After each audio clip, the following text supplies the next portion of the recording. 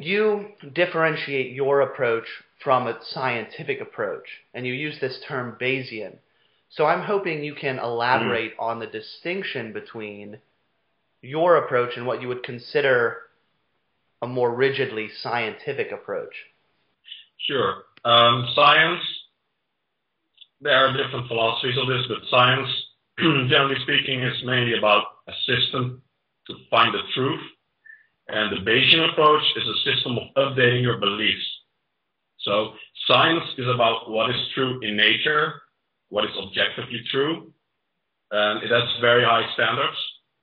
And the Bayesian approach is what is the best decision now based on the available evidence. So the reason that I differentiate myself from a strictly scientific angle, you could I would definitely say that the Bayesian approach is an evidence-based approach, by the way. But the reason that I differentiate myself from a purely scientific approach is that in science you see things like it took, 30 years to reach somewhat of a consensus that anabolic steroids are actually beneficial for athletes. It took, even longer, I think, to reach a consensus that increasing protein intakes beyond the level required for sedentary individuals is actually beneficial for strength athletes. And there are numerous other examples that make maintaining a strictly scientific viewpoint a bit rigid for someone who wants to maximize performance based on what is currently known. Right. So when you say strictly scientific, you mean based only on scientific research? Also, yes, but perhaps more importantly, in this case, I'm referring mostly to a scientific consensus. So when one study shows something in science, you wouldn't say that, science has proven this. That's what you maybe hear in media, but not a single researcher would ever say that. But for example, evolutionary theory has reached a point where you could definitely say that there is a consensus among the top researchers in the field. Mm-hmm. You would view that approach as being overly limiting in that you're not able to say very much given how much isn't or lacks a consensus. So I asked you the question, yes, exactly. I emailed you the question, what are some views to which you hold or perhaps recommendations you make that are usually rejected by more rigidly scientific bodybuilders? It sounds like you've already addressed that. Perhaps an example being... True, a little. It's actually a lot more far-reaching than that. I think almost all of my views on nutrient timing, for example, my article on circadian rhythm nutrient timing, definitely not accepted by most scientists. Mm-hmm. And even, almost all of program design. Science as it currently stands, most scientists and a lot of research still indicates that, one set already maximizes or close to maximizes muscle gains, and then you have meta-analyses and some research showing, yes, multiple sets are beneficial, but it's still in the range of maybe 3 sets. Right. So there is a lot of new research coming out, but still a lot of acute studies. Science isn't really there that we can definitively say you need more than, say, 3 sets per muscle group per training session. And I think that's obviously nonsense. Science also hasn't shown conclusively the benefits of exercise variety, for example. I recently co-authored a review paper on the best rest interval with Brad Schoenfeld. Mm-hmm. And you would still say that science isn't there yet, that we can even select a rest interval. So I think it's basically impossible to really adhere to the rigidity of science if you actually adhere to that in your practical recommendations. Right, because the scientist will say, we lack sufficient evidence, we don't know, but as a result, that doesn't generate any practical recommendations. And if you're a coach, and exactly, you have to that's no decision. Exactly, there is no decision. Science just says, well, we don't really know yet, and then you're left with, so what do I do? You've said that a bodybuilder who holds to a Bayesian approach makes recommendations on the basis of the available evidence, even when a scientist, in evaluating the same evidence, might say simply, we don't know. Is it fair to characterize that approach as entailing a significant amount of speculation? I wouldn't say, at least I wouldn't use the word speculation in the Bayesian approach. I'd say it's more extrapolation from incomplete data. But yes, it's definitely true that the Bayesian approach is less rigorous than a scientific view, and there is no real line. Actually, scientists, mainly statisticians and economists, have defined a perfectly mathematical model to make decisions using the Bayesian approach. And that would be difficult to explain to anyone who has not had training in economics. So let me just give an example that may give some meaningful insight into the difference. Say there is, I can say what is taken into account. The Bayesian takes into account costs, benefits, basically your own preferences, and the probabilities of every viewpoint. That's what a Bayesian model does. It updates your belief in a probability that something is true. So say there is only one animal study on a new supplement. It's a rat study, and it has methodological limitations. And overall, it's just not a very convincing study, but it's all we have on that supplement. And you can get that supplement for free, and it's supposed to aid in building muscle mass. There are no side effects of the supplement. Okay, this would be important. So say you do know that there is other research on it that it's safe, but it's the only study that shows that it's anabolic. Right. And if that supplement is then free, so there is no cost, and even if the probability that it works is just tiny, it's just there is some reason to believe it works, then a Bayesian would say you should take that supplement because there is no cost and at least some benefit, or at least a probability of benefit. What if you were to have a supplement that had weak evidence, perhaps in the way you've described, some cost, and sufficient safety data? Again, where in that case would you draw the line? Where would you say, well, this is worth its cost? Okay, that's actually the case for D-aspartic acid. Right. There was a really good animal literature on it. Now, I'm not very big on animal literature. I usually discard that almost completely in the absence of human evidence, unless we know that the physiological systems involved are really very similar between animals and humans, which is the case in muscle cells, for example, usually. But D-aspartic acid, and then there was one human study showing pretty good benefits of D-aspartic acid in raising testosterone levels. So from that point onward, I switched to recommending D-aspartic acid as something that may be beneficial if the costs justify it, or at least depending on your budget, basically. Right.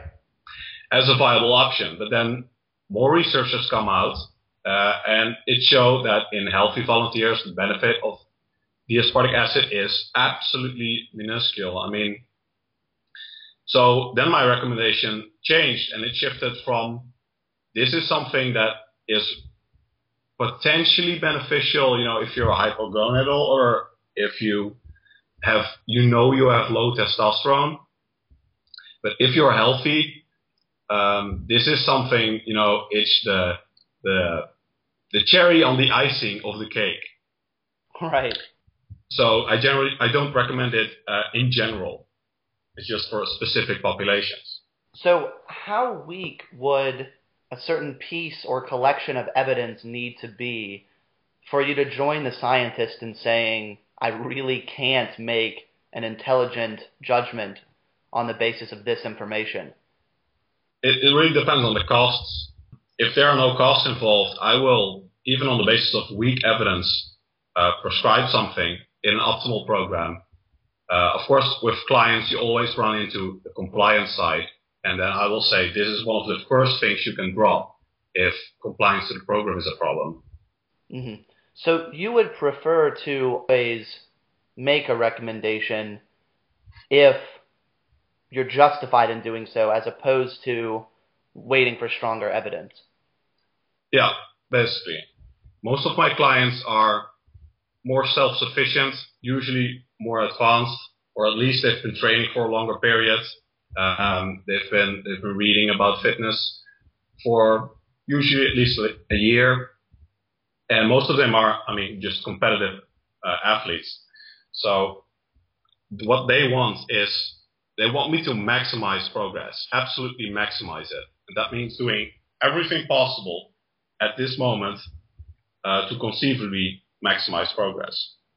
You differentiate yourself from the rigidly scientific folks, and similarly in your interview with, I believe it was First Call Out, you really strongly emphasized the importance of individualizing dietary approaches and training approaches. And what struck me is that those are both very common traits of the quote-quote old school bro-scientific bodybuilders who so often propagate misinformation. Mm-hmm. So how do you distinguish yourself from those people, given that you're also distinguishing yourself from the scientific or the rigidly scientific people? I think the main difference here is that you often hear, typical bro scientists when they say, well, it's all individual, it depends, What they really mean is every time I get a client, I pull up a new program out of my ass and with absolutely no justification whatsoever, prescribe completely different programs to everyone I know. Right. And the other opposite would be people that just have a cookie cutter template and they give it to everyone. They just like 5x5. That's become a really popular template, and they just say, yeah, that's right for everyone. Mm-hmm. Everyone, you should be doing 5x5. Or every beginner should be doing starting strength. And at least then you have the caveat that someone has to be a beginner to follow the program. That's already a very good starting point, which leads me to how I think you should be individualizing program. That is a systematic approach. So you have conditional rules. For example, periodization. A beginner needs a completely different periodization model, usually namely none, than an advanced athlete who will almost definitely need periodization. Mm-hmm. So the recommendation here is that simply the amount of periodization and the complexity of program design increases with training age. That's a way to individualize program design, and it's completely systematic. Mm-hmm. So I guess in that case you could say I'm in the middle. I individualize my programs extensively, but it's structural, it's systematic. And there is actually research showing that people respond extremely differently to different programs. And not just to the magnitude of hypertrophy or to the same program, but also that they respond very differently to a different stimulus. And I've seen this before in clients that come to me after they've been coached by other people, they've been training a long time, and nothing seems to work. So, and knowing that, I try a lot more radical options, and almost always we find something that does work for that individual. Some people, for example, just have excruciatingly poor work capacity and they need an extremely low volume. Other people, especially people with neurological disorders, they don't tolerate high intensity work at all, burns them out completely. Mm-hmm. But they do fine on a high volume, more traditional bodybuilding type program. So how do you differentiate between individualization that makes sense and that which ultimately isn't justified? And let me give an example. What if you're talking to a coach and they say that they have a certain client who always gets better results if they eat more frequently, and they're absolutely convinced that in the case of this person, increased meal frequency is having beneficial effects on their basal metabolism and the thermic effect of food. Now, there's no purely scientific basis for believing that.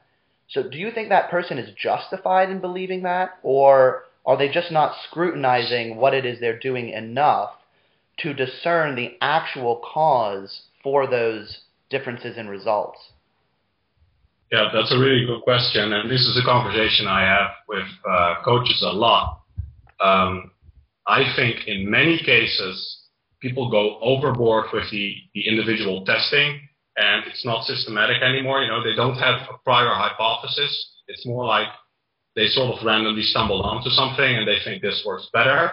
And usually they didn't really compare the alternatives properly. So an example that I've experienced with many clients is that people say they respond very well to higher carb diets. And what they really mean is they like eating carbs. So what I do, if at least I know that they are very good at meticulously tracking their macros every day, I put them on a higher carb diet for 1 week or 2 weeks or some period, or I even alternate it, and on a higher fat diet the other week, keeping protein intake stable. Mm-hmm. And then I look at what happens to weight loss, and I track it. I usually track, whatever's available really, but at least weight, and if they have its caliper data, so you can look at the distribution of body fat. And then you see what happens, and usually the vast majority of people are just have a neutral carb tolerance, so the ratio of carbs to fat doesn't matter, or at least it matters only within a certain range.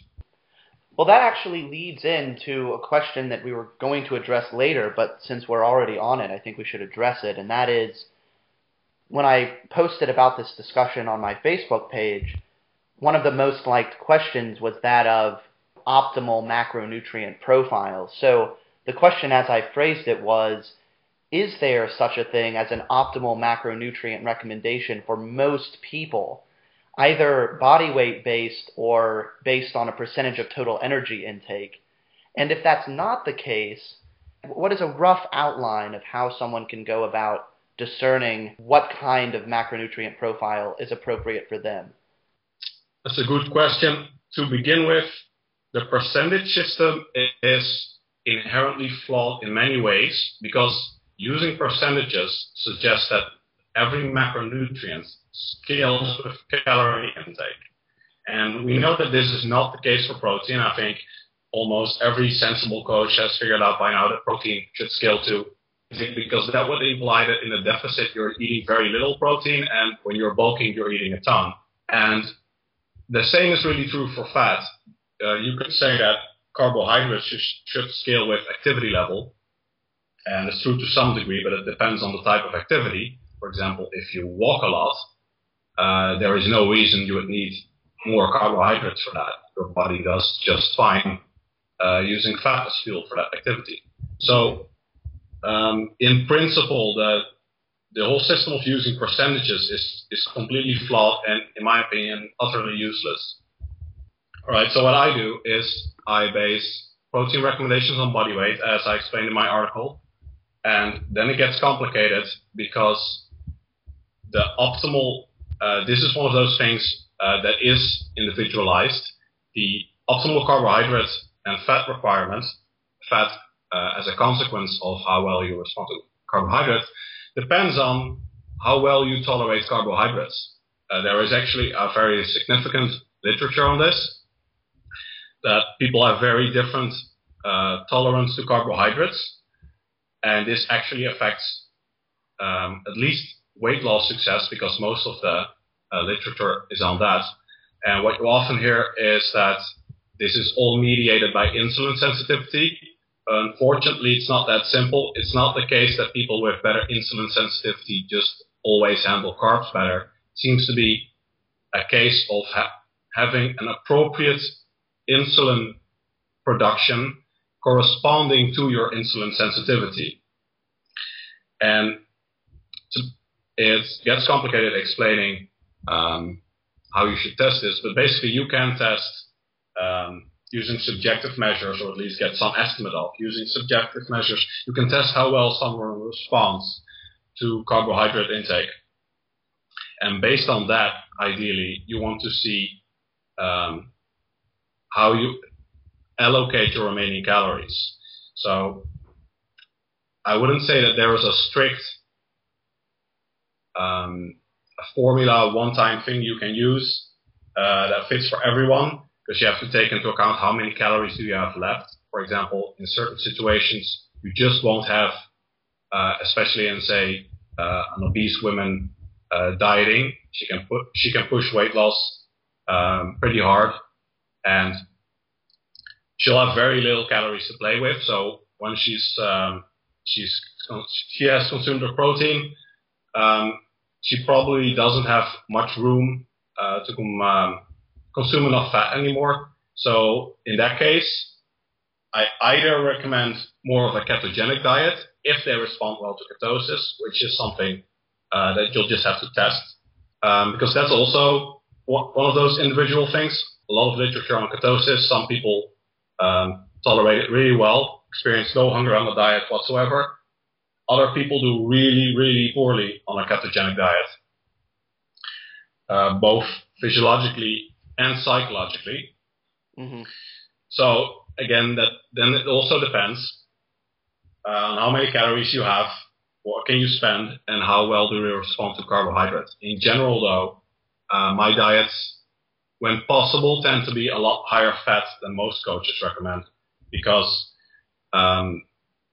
there is this implicit idea among many coaches that carbohydrate is good.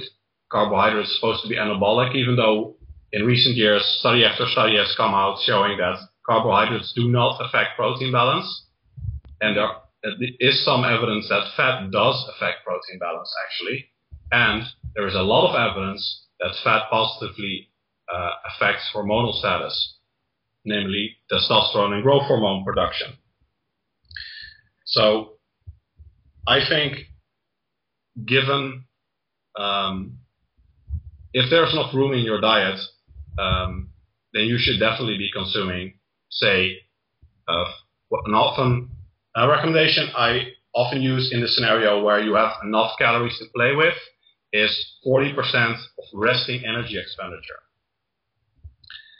And then you fill up the remainder with carbs, and then you tweak that depending on how well you tolerate carbs. Why 40% of resting energy expenditure? Is that number simply the result of trial and error, and you found that very often works? No, there's a lot of research showing benefits of 40 or even up to 60% for fat. So 60% of total energy expenditure this would be. But it doesn't make any sense to have fat scale with activity level if its benefits are mainly hormonal and health related.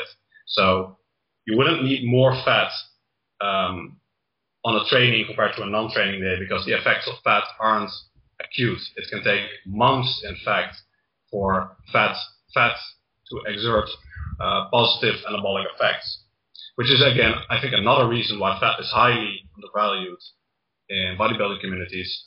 It's difficult to monitor the benefits of fats because it takes so long for them to manifest.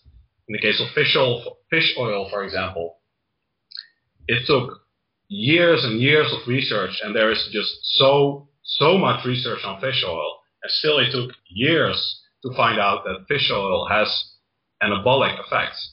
Mm-hmm. And that's because it takes like 3 months for them to manifest, even when you're using a high dose in people that are pretty deficient in it. Right. So with regard to evaluating a person's response to carbohydrates, is it your preference to do that with just blood glucose tests, or how they feel in response to certain carbohydrates? Yes, I know that there are a lot of techniques for this. I tend to go with just the subjective technique, and it really, really depends on how well you can control diet and everything, because you'll have to eat different kind of meals composing of higher fat and higher carb intakes. And then you have to equate everything in someone's lifestyle, and they have to see how they respond. And equating everything in lifestyle is absolutely crucial, because you want to look at things like how mood, energy level, and ad libitum food intake, which is very important. But if they do that and on the test days where they consume a higher fat intake, for example, they slept worse, then they'll be hungrier and they'll eat more, and the test will say, well, for you, fat isn't very satiating. I'm curious as to how well this approach works in the real world, given that imagine you put someone on a higher fat intake, a lower carbohydrate intake, but very short term, and then perhaps something very stressful happens in their life, and then that totally ruins the test. You can't get any useful information out of the alteration to their diet. So do these people kind of have to live in a vacuum to get this to work? Well, they do have to be very meticulous about everything, which works for most of the clientele I attract. Mm-hmm. But yes, definitely, I would say that when you have a test like that, I only really change the macronutrients ratio between fat and carbs significantly if the test is really conclusive. It's really far in one direction. If the results are mixed or indirect or just a slight trend or anything, then you really don't want to go overboard with that and switch the macros completely. And what I also do with some clients, especially the ones that are willing to do this, is do extensive testing, longer term, changing the ratio of fat to carbs and looking at what the kind of test result they got and matching that up. And you see that in most people respond the same way, but some people, a very slight percentage of the population, I'd say, is carb hyper-responsive. They do very well. They also tend to have good genetic potential. They do very well on high-carb diets. Mm-hmm. Probably why you see this overrepresented in bodybuilding circles, because I think that usually these are the genetic freak kind of individuals. Right. And conversely, also I think correlated with genetic potential, there are more people who don't really respond well to carbs. And this is especially true if they're not very lean yet. Being lean is basically a necessity, even though it doesn't guarantee that you'll respond better to carbs. The chance that you'll respond well to carbs if you're fat is almost zero. Mm-hmm. So, how do you define fat in that context? Okay, good question. For men, you'll probably want to be below. I have numbers on this written down somewhere, but I think for men it's below 15%, which I consider to be the cutoff. Now, note that this is a bodybuilding reference frame. I'm not calling a general member of society fat if they're over 15%, would result in calling almost the entire population fat. Right. And for women, I think I use 21% as the cutoff value. Mm-hmm. So you want to be below 21% as a female or below 15% as a male. If you even want to really test if you're a carb hyper responder, basically. So you would just set that as a maximum for anyone who takes dieting and training seriously. Yeah, that's actually those are pretty good upper limits for bulking too, because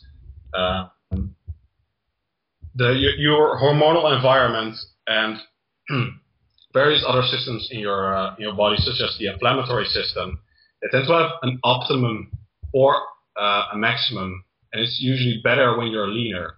The problem begins with, especially hormones, for men around 7%, things start to really go downhill for your health. So I wouldn't recommend bulking and staying below 7% as a male, for example. That would be, you'd have to be a martyr for one, and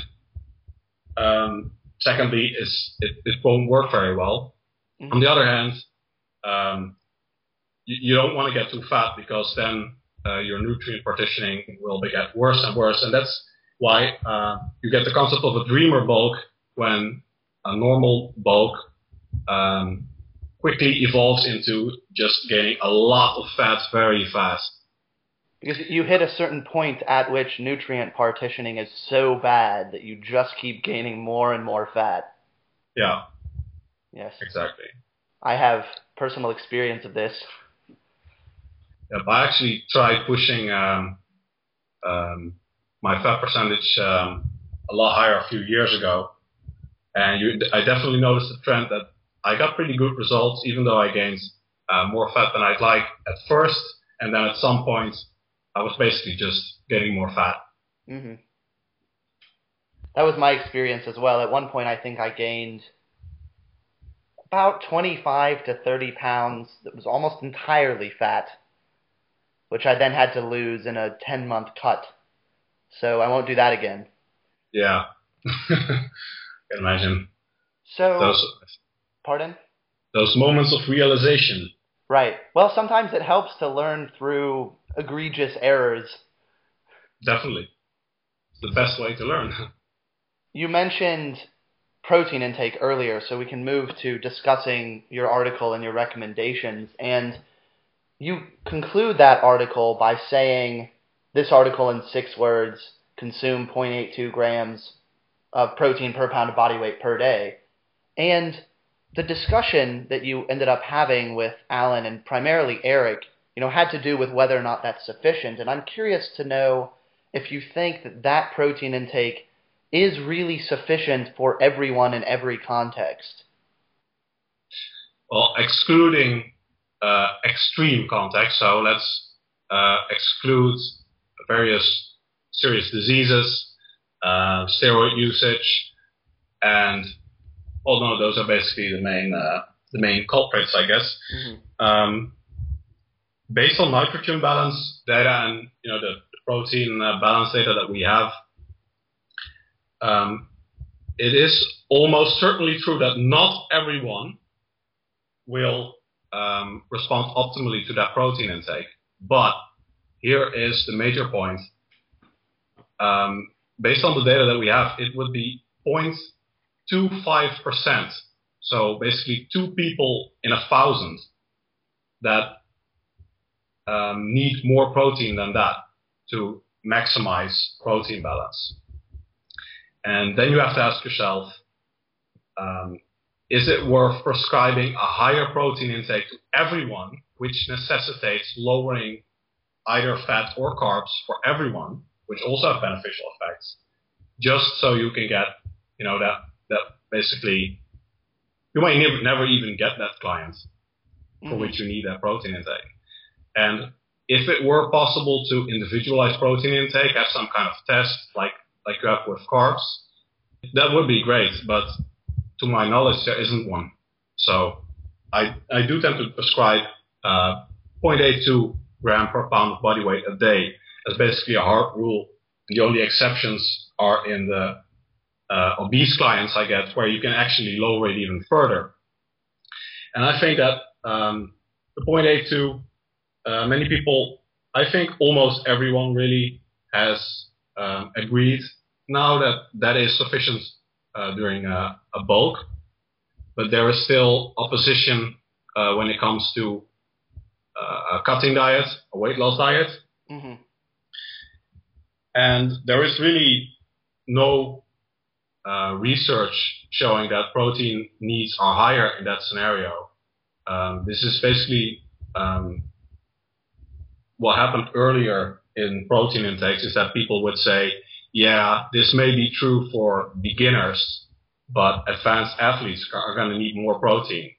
And the truth is that it's the complete opposite. The more advanced you become, the more efficient protein metabolism becomes in your body. You break down less during training, and you're not going to build as much anymore because you're not going to gain muscle as fast anymore.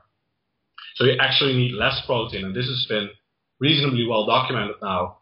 And physiologically, you would actually expect the same during a weight loss diet, because we know that protein metabolism becomes more efficient during a weight loss diet.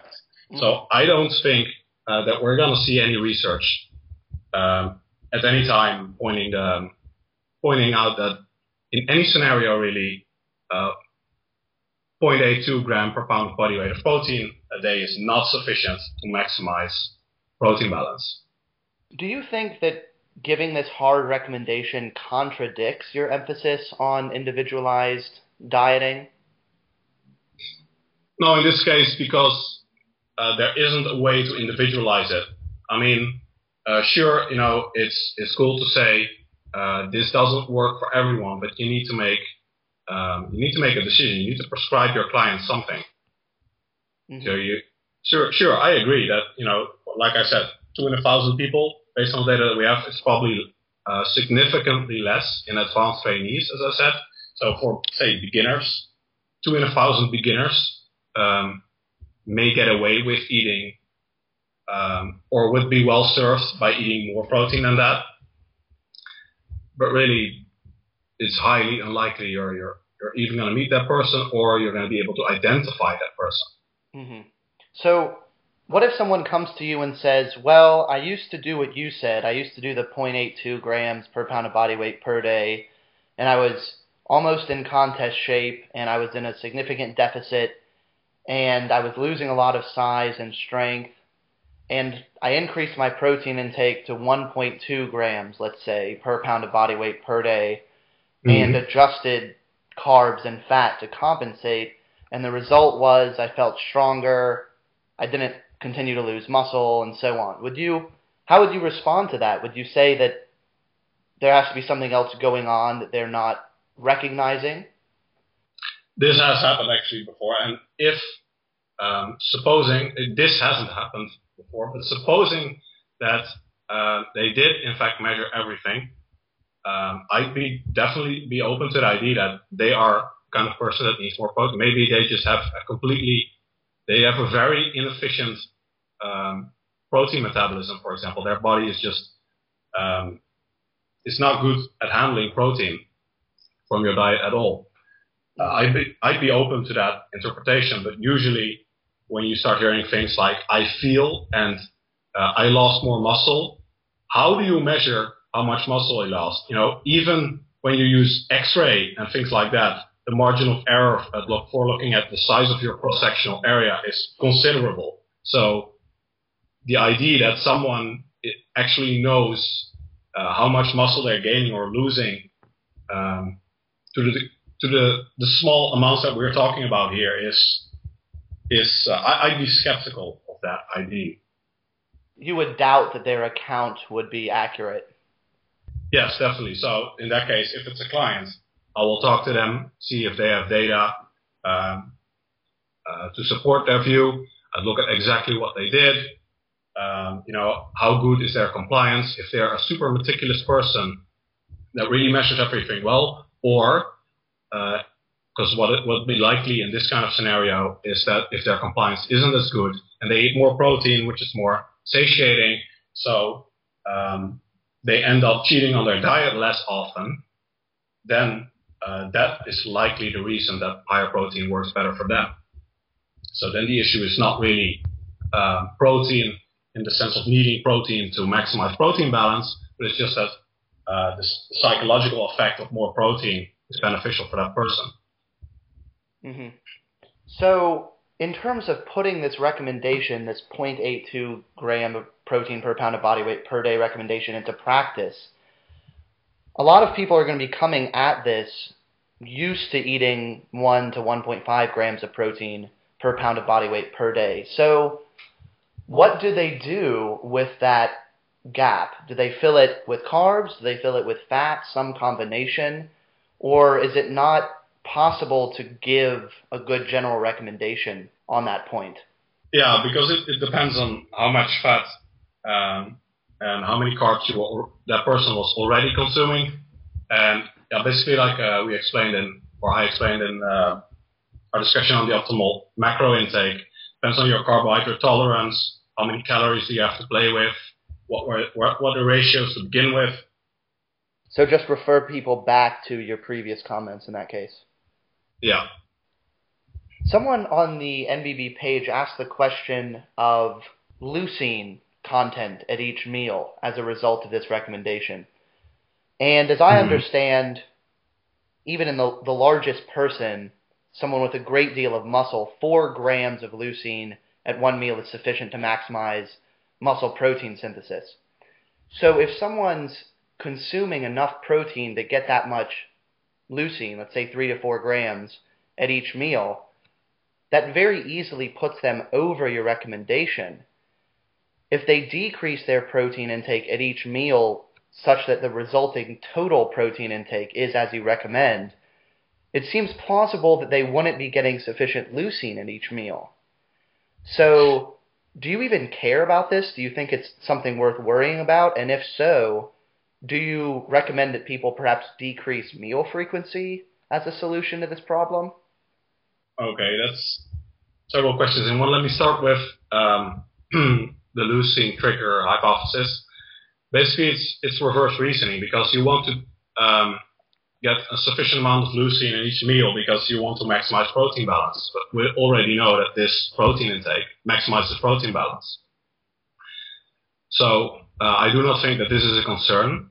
However, I do think that the distribution of protein intake across the day is very important, and I use quite extensive nutrient timing with my clients, where I do make sure that enough protein is consumed at each meal. And I tend to gravitate towards more intermediate meal frequencies. For most people, it's mostly a psychological thing, determining the meal frequency that works for someone. Also considerable inter-individual variability here. For example, I have essentially no one on 6 meals a day. So when you eat 6 meals a day and you really stick to to my protein intake recommendation, then you definitely, or you at least probably need to watch your protein intake at each meal so that you don't consume all of it at breakfast and then consume only a few grams at each meal. Mm-hmm. But really, in practice, this scenario just never occurs. So you say it's a non-issue because we already know that this protein intake is sufficient to maximize muscle, or to, let's say, optimize muscle protein status. Exactly. What do you think Lane Norton would say in response to that? I'm sure he'll disagree. I'm not sure actually of his current view on leucine. I think the last things I read about him were that he believes in spiking leucine between or using leucine between meals to spike protein balance again in the refractory period or something. Mm-hmm. I think a lot of research has come out that this is basically the same concept as increasing the meal frequency, and a lot of research has come out that increasing meal frequency does not increase protein balance.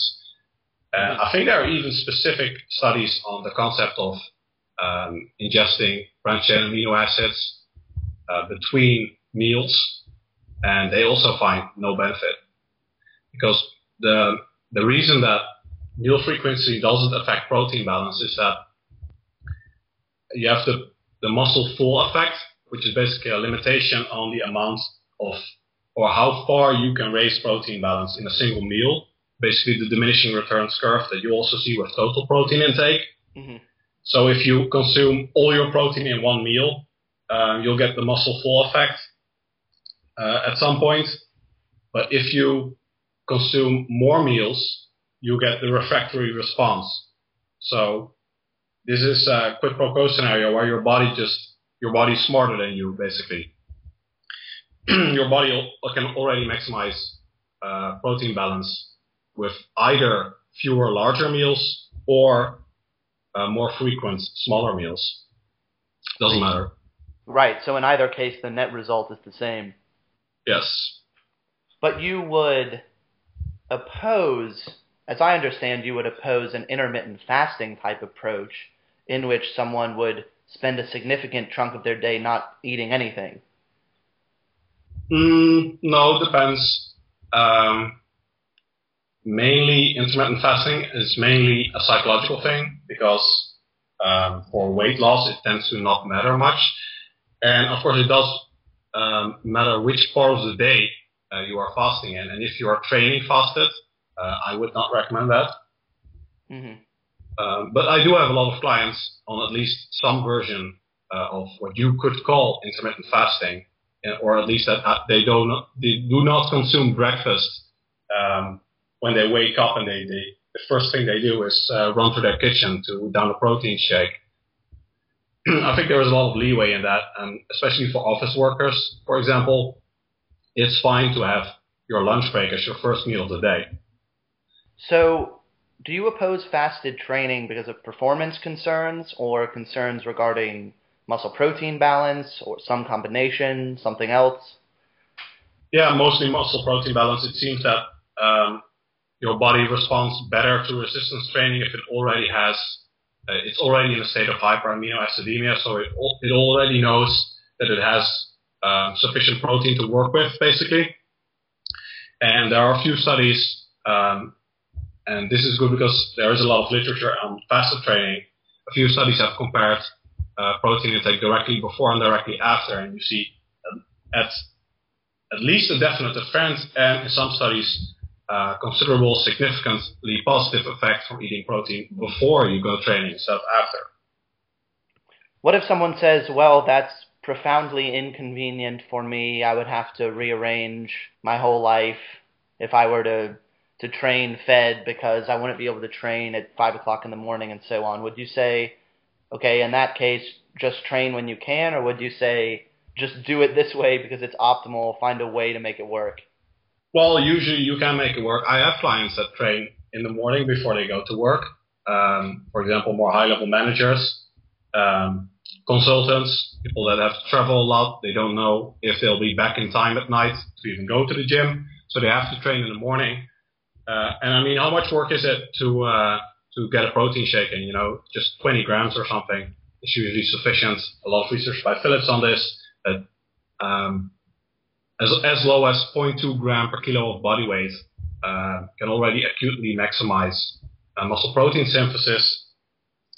So how hard is it to consume 20 grams of protein in a protein shake before you hit the gym?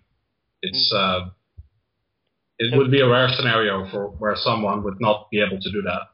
So you're not particularly concerned about carbohydrate intake prior to training? No, definitely not. There are some people in which it seems to have a positive psychological effect that can translate into higher work capacity. It's probably mediated by serotonin, not by actual energy systems, actually. Because, I mean, if you need carbohydrates for your resistance training, consuming them prior to starting your workout is probably too late, because you want them to be stored as glycogen beforehand. You'd be better off consuming them, say, the previous training session or after the previous training session. You know. So it has much more to do with muscle glycogen status, which has to do with what you were eating the day prior, than it has to do with whatever you ate an hour before your lifting. Yes, exactly. Well, I think that exhausts the protein-related questions. So I do have a question regarding training minimalism. So over the past 2 years or so, I've noticed a huge increase in the advocacy for this view of training minimalism, which on the one hand pushes for compound exercises, progressive tension overload, high-frequency training for naturals, and so on. But I often see attacks on isolation exercises, characterizing them as useless at best, just a waste of time, if not actually damaging to someone's progress. So having read some of your articles about things like cable curls for the biceps, I'm curious as to your response to this view. Yes, I agree that, in my perception, it's true that there is this trend of what I call fitness nihilism, which also includes a really, really strict interpretation of the words if it fits your macros. That seemingly nothing matters in fitness, and it's just, take your multi, lift heavy 3 times a week, do the main compound exercises, and you can eat whatever you want as long as it fits your macros. Ironically, these people do often believe that there is some magic macro number that they have to hit for everyone, and minor deviations will result in terrible loss of gains. But I digress. Right. I think that this viewpoint is entirely undeserved. This is what, what I touched upon earlier, a rigid interpretation of science, of the available science, looking at, showing no conclusive benefits that have been repeated across several studies by different researchers, showing the benefits of higher volume training, of isolation exercises, exercise variety, those kind of things. I think, based on the research that we have, looking at how different exercises target different parts of a muscle, you would be hard-pressed to make a good case at this point that you can maximize growth in a body part with just one exercise permanently, especially in the long term, because I do believe that it is very viable to use a limited selection of exercises, especially if time is limited, but you rotate the exercises. Mm-hmm. But in general, you definitely want more exercises, more than one exercise for each body part, especially for more complex body parts with more functions that act on different joints. And the idea that isolation exercises are worthless is complete nonsense. I mean, there is tons of research showing good strength and size gains from using leg extensions and biceps curls, most likely because those are the most often studied body parts, because the extremities are easy to measure growth in. Mm-hmm. And I would go so far as to say that I actually have doubts if compound work is even better at inducing growth than isolation work. For example, I'd like to see a study on one group performing the bench press and another group performing cable flies, and seeing in which group chest growth would be higher. Mm-hmm. I'd be inclined to say that the bench press group, especially in the long term, will do better. But I'm very, very open to the idea that growth will be exactly equal, because it's just a matter of stimulating the muscle in the right manner with the right amount of stress. And there's nothing inherently magical about especially the powerlifting exercises if you're not a powerlifter. Right. Which brings us to my last question, which is a bit of a fun question, but it's based on one or two paragraphs you had in an article you wrote about exercise selection. Mm-hmm. And that is, why do you believe deadlifts are not a good mass building exercise? Well, yes, I wrote an article on my 7 principles of exercise selection, which have now become more than 7 principles, actually. But everything I wrote in that article is still true today, basically, and I still stand by all those viewpoints, including that the deadlifts are not a good mass building exercise for several reasons. They violate several of the criteria of the principles that you want. But they have several features that are undesirable in an exercise, such as the contraction not being dynamic, resetting the weight. And just ask people, why do they believe that deloading the weight during the deadlift is good, but during any other exercise it's not? You want to keep tension on the muscle, all that stuff. And literature is pretty clear that dynamic contraction, so you have the eccentric contraction, and then you can utilize the stretch shortening cycle, and then you have concentric contraction, which is actually facilitated by the prior eccentric contraction, and you get higher muscle activity. The deadlift also doesn't put any body part in a very good stretched and very stimulated position, except maybe the hamstrings if you're pretty inflexible. And even then, it's in the bottom position where you're deloading the weight. Mm-hmm. So it's not a dynamic contraction. The exercise doesn't use full range of motion for all the involved body part muscle groups. I wrote an article on that as well, full versus partial range of motion, and the benefits of using full range of motion are enormous, very well documented, with few exceptions really. And another point with the deadlift, which is less related to how well it can stimulate body parts, is that the strain on your body, which is the principle I call the connective tissue stress distribution, is not ideal. I mean, just think about how often you hear of people injuring themselves during the deadlift. The deadlift puts a ton of stress on your body, and for very little reward. I mean, it's like I said, partial range of motion, not a dynamic contraction, I mean, for the traps and the arms and all the supporting body parts, it's even an isometric contraction.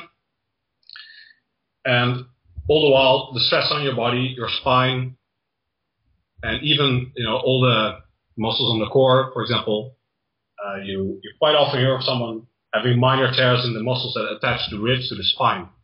During deadlifting, all this stress for very little gain.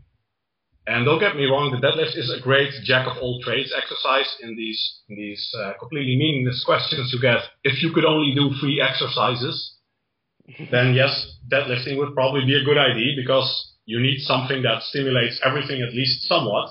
Right. But if you have the time, it's much better to have an exercise selection that targets every body part optimally instead of a jack of all trades, master of none type of exercise like the deadlift. So if someone has a lot of time and responds well to higher volume training, you would rather have them do a combination of perhaps shrugs, rows, leg curls, and squats than deadlifts. Yeah, for example, for the entire lower body, you could even say that Romanian deadlifts and squats together are completely superior to deadlifts. Mm-hmm. And for the traps, definitely shrugs because they're a dynamic contraction. I actually prefer monkey shrugs and overhead shrugs because the upper traps can be better activated in the position of shoulder abduction. For grip work's complicated because most people just have very little potential for growth. And most compound exercises already target the forearms reasonably well. So grip work has a very low, has a very poor cost-benefit ratio basically for the time invested compared to what the results you'll get in your forearm growth. What else? Well, the back is actually one of those muscle groups that you probably, as in the erector spinae, by the way, you want to use isometric exercise for because your back's just not going to tolerate dynamic exercise. And the structure of the spine actually lends itself very well for isometric contractions in its optimal position. So you would say not to do any exercises for the spinal erectors that are dynamic? Usually, yes. Well, this is something that I wouldn't give a hard stance on because you have to look at if someone's an athlete, do they need to be able to move the spine in that position? And for example, if they're a powerlifter, you probably want them to get accustomed to round back deadlifting because most people are just strongest in that position. It's not the best for spinal health. Mm-hmm. And for bodybuilders, there are very, very few reasons to move the spine from its full range of motion during exercise, at least. All right. Well, thank you. Right. My pleasure.